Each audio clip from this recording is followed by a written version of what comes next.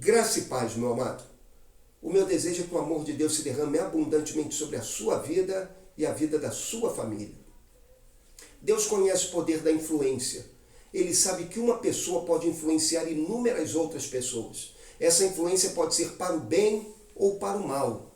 Por essa razão, a palavra de Deus nos adverte quanto ao perigo de determinados relacionamentos. São relacionamentos impróprios que gerarão uma má influência e isso prejudicará a nossa caminhada com Deus, prejudicará a nossa vida espiritual.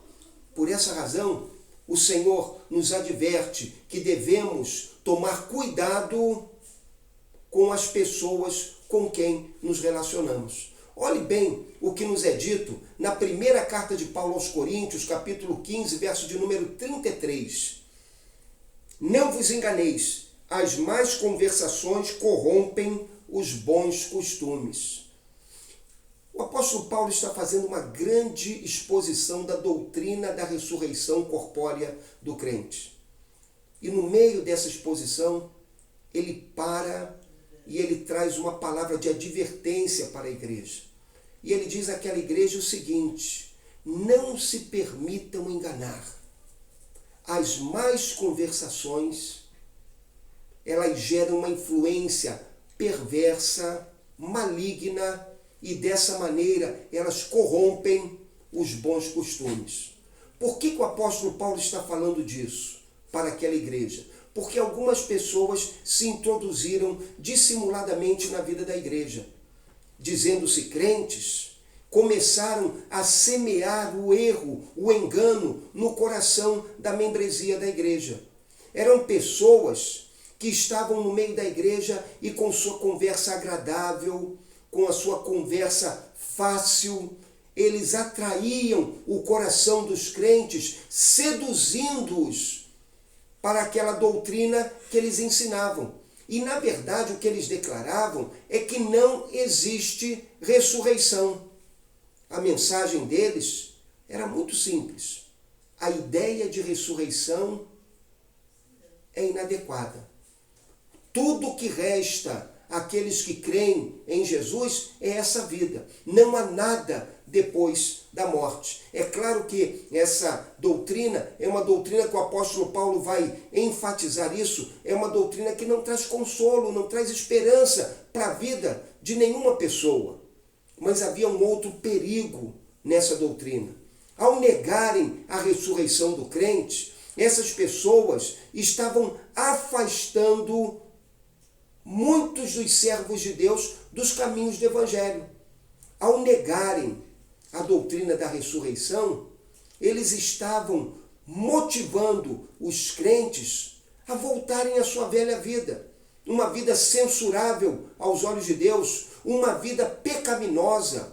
E muitos daqueles crentes estavam deixando de andar no bom caminho da fé e estavam voltando a uma vida de vícios, a uma vida de pecados, a uma vida de iniquidade. Por que isso? Porque eles entendiam que tudo que eles possuíam era essa vida. Portanto, eles tinham de aproveitar ao máximo o que essa vida oferece em prazeres, na satisfação do eu, para que eles encontrassem nessa vida uma alegria que preenchesse o vazio de seus corações. Olha o que o apóstolo Paulo fala sobre isso no verso 32. Se como homem lutei em Éfeso com feras, que me aproveita isso? Se os mortos não ressuscitam, comamos e bebamos, que amanhã morreremos. Você percebe a ironia que o apóstolo Paulo traz ao tratar desse assunto? Ele diz assim: se os mortos não ressuscitam, o que nos sobra? Nada. Comamos e bebamos. Vamos viver a vida de prazeres e satisfação, porque amanhã morreremos. Era uma vida vazia, sem sentido, sem esperança, sem futuro. E isso tudo porque uma má influência era semeada no coração das pessoas. É precioso o fato de que o apóstolo Paulo chega a revelar o fato que aquela má influência era fruto de pessoas que na verdade não conheciam a Deus. Olha o que ele fala no verso 34. Tornai-vos a sobriedade como é justo e não pequeis, porque alguns ainda não têm conhecimento de Deus. Isto digo para vergonha vossa. Veja, no seio da igreja havia pessoas que estavam semeando essa má influência e eles faziam isso por uma razão simples. Eles não conheciam de fato a Deus. Meu amado, é um ditado antigo que eu acho que é muito precioso para esse momento. Ele diz o seguinte: uma laranja podre estraga todo o saco de laranja.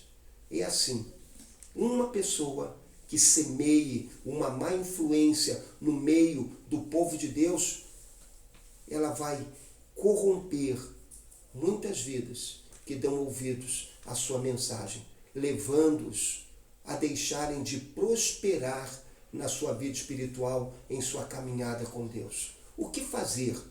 Eu creio que, à luz daquilo que o apóstolo Paulo fala, nós temos duas grandes atitudes que podemos tomar. Primeiro, abandone as más companhias. Aquele que entre o povo de Deus, eu quero enfatizar isso, aquele que entre o povo de Deus não tem compromisso com Deus, não tem compromisso com a verdade de Deus, que distorce os princípios, as verdades, as doutrinas do Evangelho, deve ser evitado. Fuja dessas pessoas. Fuja deles como o diabo foge da cruz. Afaste-se deles, porque a influência deles é prejudicial para a sua vida. E você pagará um preço muito elevado na sua vida espiritual se você permanecer ouvindo as suas mensagens. Uma segunda atitude que o apóstolo Paulo nos recomenda diante desse texto: volte à sobriedade, volte ao equilíbrio, volte ao Evangelho, retorne ao caminho da santidade de vida, ande novamente em consagração na presença de Deus, comprometa-se de novo com o Senhor, entregue uma vez mais a sua vida ao Senhor, coloque-se uma vez mais diante de Deus, entregando a sua vida para Ele e dispondo-se a viver diante dEle em retidão, em verdade e em justiça. Coloque-se diante do Senhor e peça a Ele poder para vencer todo o pecado, para vencer toda a tentação, para vencer toda a cilada do maligno. Retorne ao Evangelho. Cultive uma comunhão renovada com o Senhor a cada dia. Viva na plenitude da alegria da presença de Deus. Dessa maneira, você viverá uma vida abundante e você será um instrumento de bênção nas mãos de Deus para muitas outras vidas. Que Deus te abençoe.